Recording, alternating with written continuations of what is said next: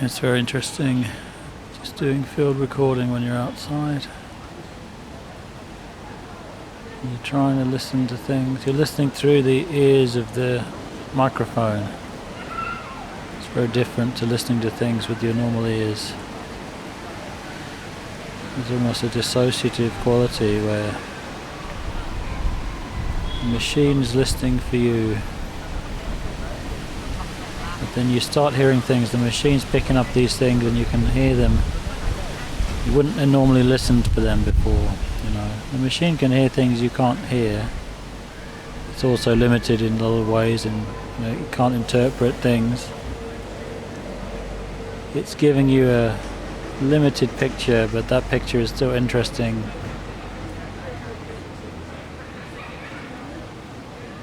You know, being outside, recording things.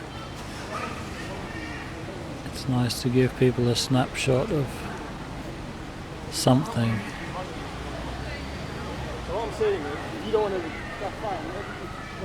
You know, you listen to people, they're walking past, they're having their weird little conversations.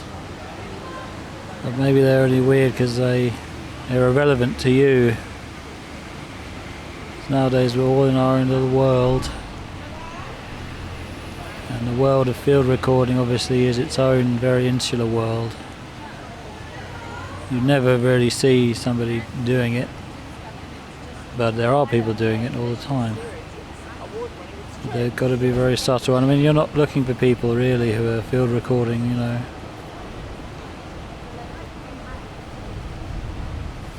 But the reason why I bought a field recorder in the first place was because Rod Modell from Deepchord, you know, he's the main producer of Deepchord, I suppose.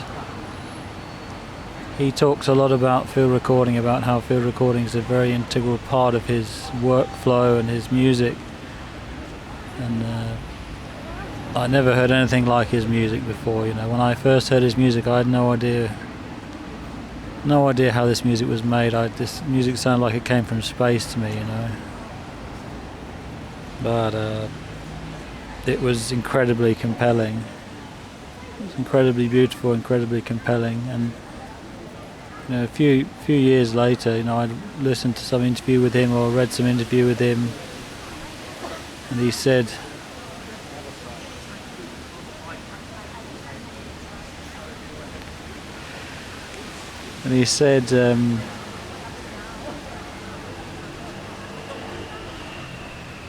that when you're listening for things and you're listening through the ears of the recorder, you're hearing things which are spiritual in a way, or the device is hearing a current which you can't hear, and there's something very particular about it. And when that gets introduced into music and effects get applied to it and it gets a conscious human manipulation, there's something very powerful about that. And it's basically transporting people to a place where you've been.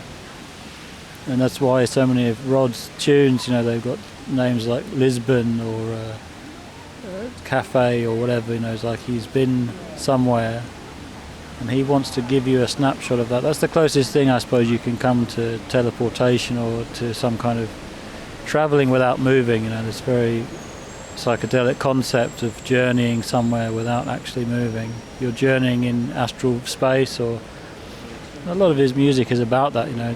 There is this occult dimension to it, or there is this kind of surreal dimension to it where you're having a trip basically, you know. I'm sure the guy is well experienced in the psychedelic experience and that, but it never takes over his music. His music is more about this kind of careful, gentle observation of things, and this almost like a detached observer.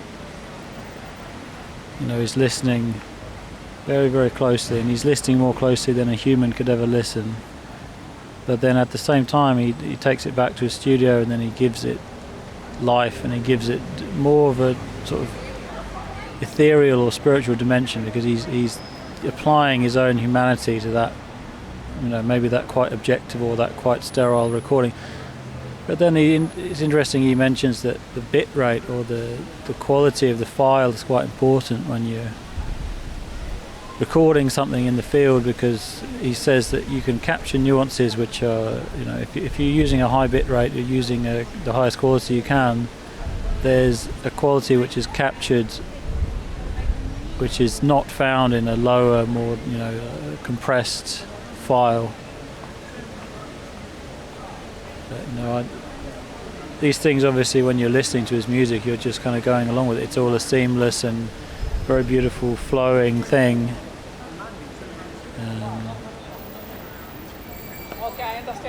But, he'll introduce elements from.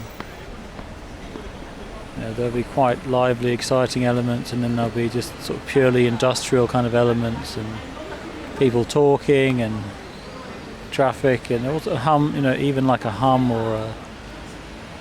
And then he applies all these interesting effects to it, like a phaser or a flanger, and it gives it this kind of moving quality. It moves along with the music, so you're kind of forcing reality to have a beat almost. You're teaching reality to dance. And it's very exciting. It's very interesting.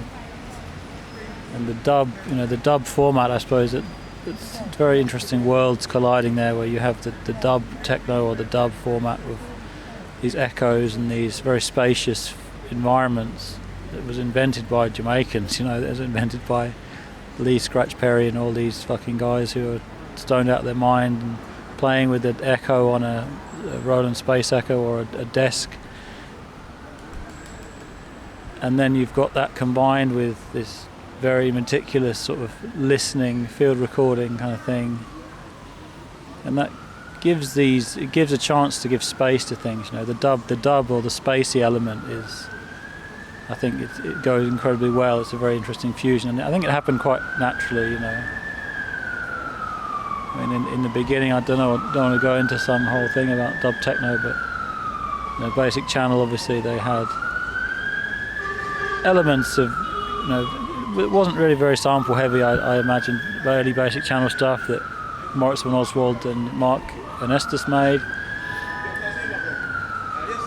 but it had a spatial dimension to it. Obviously, it had that very open quality, and it had a lot of space between the chords. It was all about the decay of the reverb and all about the echo, how you manipulated the echo. It's more about how you let the space speak.